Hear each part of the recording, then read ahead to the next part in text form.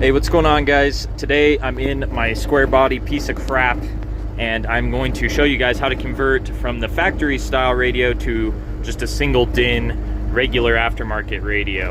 I got my truck taken apart already. I've been beating around in this thing, so anyways, to start, you're going to remove your dash bezel. It's pretty easy. The screws are in plain sight, none of them are hidden, but you'll see the speed nuts here. I should have filmed this part, but I've been driving the truck around like this for a couple days, and I didn't think to make the video until now. But anyways, you'll take your dash bezel out. That's pretty simple. There's a steering column thing here that's pretty simple with just some more speed nuts. They're all Phillips head screws, 7mm screws. Pull your dash pad while you're at it. There's screws all around there as well. So it's pretty simple. I shouldn't have to show you guys how to do that, but I'll show you how to remove the radio because that can be kind of tricky. So I'll cut to that in the next clip once I'm back from these errands and actually doing it. So here's the factory radio, or at least I think it's factory. What you're gonna do, see these little pins right here that control the volume and stuff? They have knobs. You're just gonna pull those straight off of this D shaft here. Then there's these nuts that go on here. I think they're 14mm. Undo both of those. You'll be able to pop your faceplate off. And then there might be another set of nuts. I don't remember. But it's pretty simple. Just get a deep wall socket and undo that. Then your radio will come loose. I took my ashtray out. It made it easier to stick my hand in there. Especially if you have your dash pad out. You can reach around in here and help disconnect some stuff. I just unplugged mine. And I got a wiring mess here that somebody did previously that I'll clean up and show you guys kind of how I do that. On mine, there's this little bracket. I'm not going to use it because my new radio is like stupidly light. This thing probably doesn't even weigh a pound. So I'm not too worried about supporting it, but you may need that or something similar if yours doesn't have that to help mount it. It just screws into the back of the radio. And you'll use that with a screw somewhere down here. I'm not sure if this is factory or whatever that is, but you just use a self-tapper or something to tap it in there. This bolt, if that bolt is factory. These square bodies have a ton of fasteners on them, so you can make it work. But yeah, so you might need that little bracket there to help mount it. But I'll show you guys what I do for mine. From the factory, my truck only came with one center-mounted speaker. And I've read on forums that this is a crap setup and that you should add more speakers, but I don't care. I just bought a cheapo Boss replacement speaker. I just want to have some music in here, some radio, so I'm not really too worried about going full-blown like audiophile or anything. I just want to have a radio in here that's working. So I just got a cheap, this is a 4x10. The front center is a 4x10. I think some models have the speakers mounted there. I'm not sure the dimensions on those. I think they're like a 3x3 or some small speaker like that. But anyways, I'll show you guys kind of what I got going here and my process for it. Most importantly, cutting your dash so you don't mess that up. Some people get tripped up with that. What you're going to need is this part from Metra.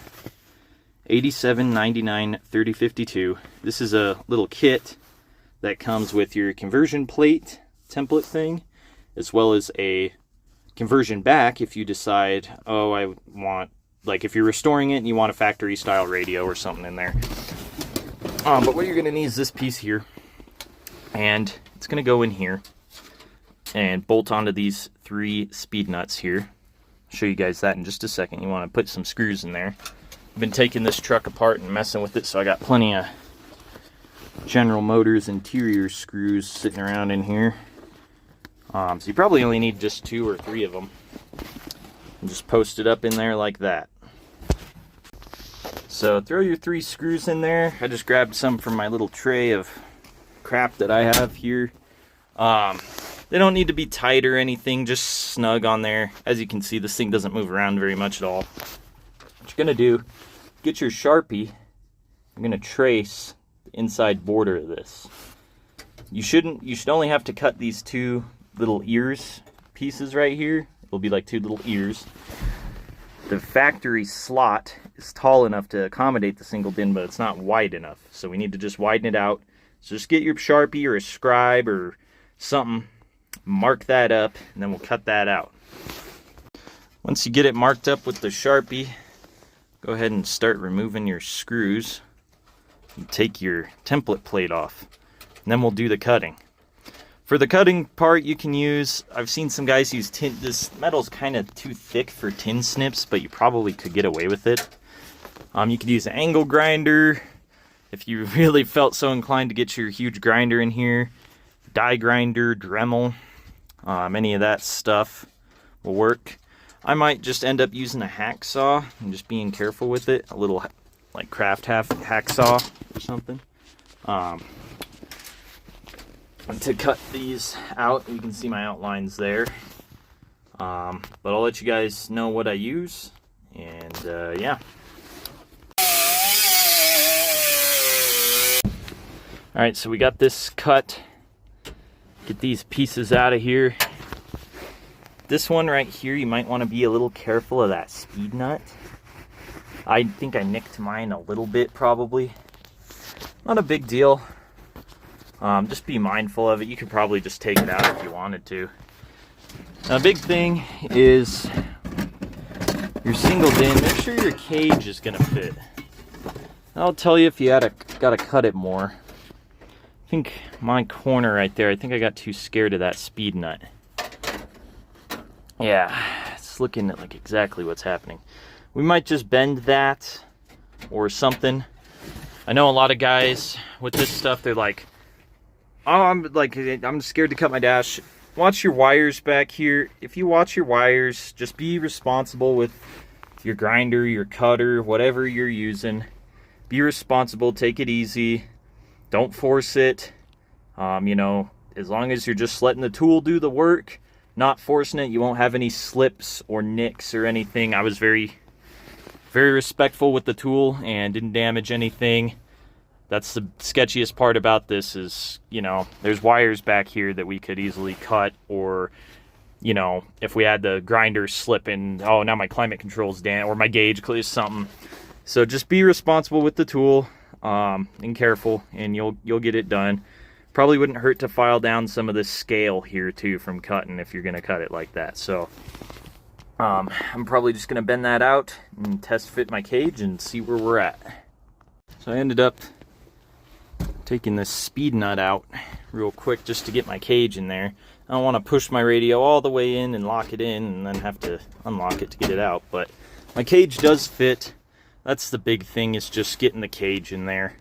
So now I'll show you guys the next step once you get your cage in. Don't forget, if you remove that speed nut, to just throw it back in there. It's pretty easy. I'll show you guys how to do that. Mine's kind of a tight fit.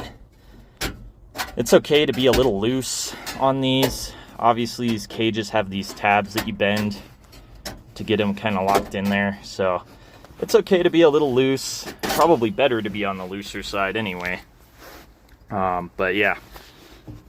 All right, so the next thing before you get going gung-ho on everything, a lot of these trucks have some sort of wiring mess going on. This one is really bad. So we're going to solve this before we proceed, and I'll show you guys what I do for mine.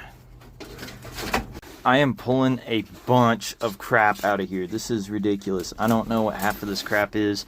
There's a resistor on here. I don't know what in the world is going on here. But we'll get this all sorted out.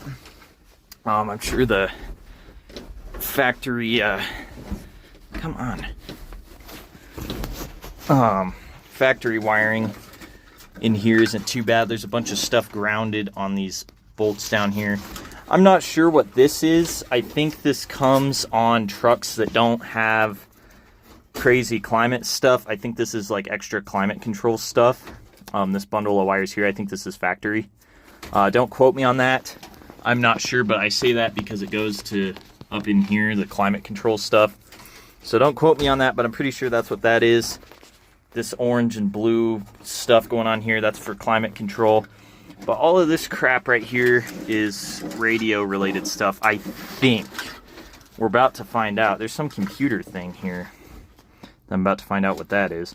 But anyways, I will cut once I get this cleaned up and I'm ready to do my wiring.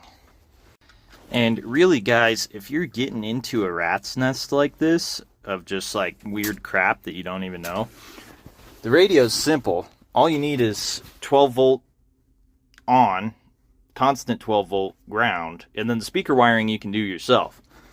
I still am kind of cleaning this up. I got my harness kind of cleaned up.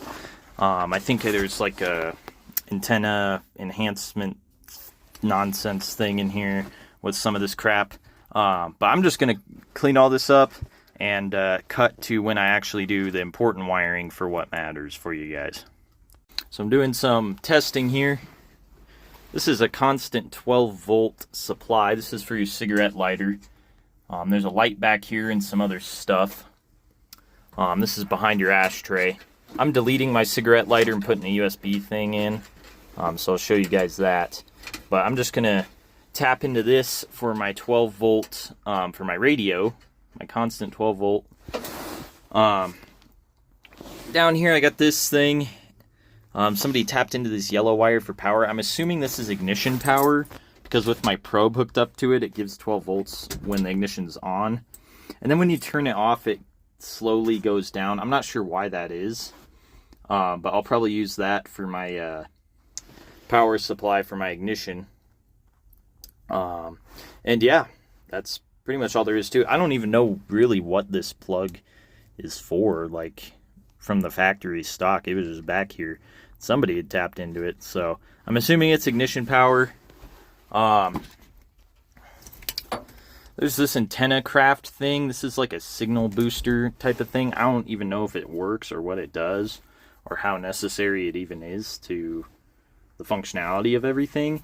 It was tapped into that yellow wire, so I might just end up tapping into that yellow wire for not only this switch but also for my ignition for 12 volt to the radio. So there's your constant power, it's the orange wire. There's your ignition power, is this yellow wire. Not sure what this is for from the factory. If you guys find a better one, then maybe use that instead, because I don't know what this is and or why the voltage slowly goes down. But yeah, that's what I'm using for this install, and I got all that other crap cleaned up, and now I'm going to proceed. You know, Alright, so let me turn this crap down. We got it going. I did have to do some genius with a wire nut back there. Don't flame me in the comments. Don't use wire nuts on vehicles. It's just what I had. This is a beater, so I'm not really too worried about anything. But yeah, so we got it tested and working. I guess my antenna booster thing is working, I guess. I can't really tell, honestly. I guess I'll find out here in a second. Ooh, that almost made it worse. I think we all do. Okay, well that thing's actually useless, so I'm definitely just chopping that thing out of here. I don't even know what the hell that... Wow, that is awful. Anyways, so just make sure you test your stuff and get it working first. Mine's clearly working. So now we'll proceed with the cutting the dash bezel part, getting the cage in there, and doing the trim plate and stuff, making it look pretty nice. I took my gauge cluster out because I had to replace some bulbs and stuff. So I'll throw that back in. But anyways, get your dash bezel and your template. And what you're going to do is line up the screw holes with your template and your bezel. And then you're going to do the same thing. Just mark it and then cut it with a Dremel or something that's good on plastic. And cut out your slot for your radio. Mine goes on here like so. Just line up your screw holes. You can even put, grab some screws or something that you got laying around and just throw them in just to kind of help hold it in place while you do your markings, so it's not shifting around, so it's somewhat accurate. Kind of like that, so you're not shifting around as much with it. Got mine marked up, so now we're going to hop on the die grinder and carefully cut that out. If you're doing a restoration or something and you want yours to look pretty, just be careful with it. Maybe even use a Dremel to get some more precision with it, so it's not, you know, all marred up or damaged from, you know, heating up the plastic with the grinder and messing it up. So just be careful with your tools and just be precise with it. I got my marking cut out. When you're doing this, if you're using a Dremel or something, give it a minute and let this plastic like scale cool down, and then you can kind of just snap it off, stuff like that. It also helps too to use a file. You don't need a super aggressive file. You know, maybe something like this, kind of finer. You can just kind of get it off. It's pretty brittle. Kind of beat it a little bit if you want in some areas, and then just, you know, file it down in the areas where it's still kind of rough. I'm going to do that off camera, since obviously it's kind of hard to film with one hand and do stuff with one hand. So I'll be back once I get this cleaned up. Here's what it looks like on this side. Not too bad. Snap some of this scale off, and it should clean up nice.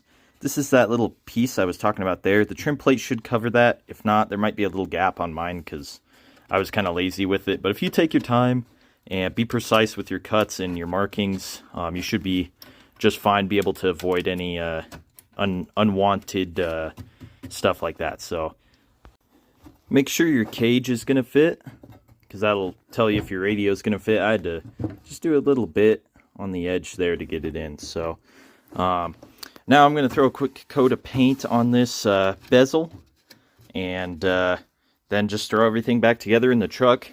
I won't film any of that, but I will film a when it's done what it looks like kind of deal, and show you guys kind of what's going on with that. And yeah.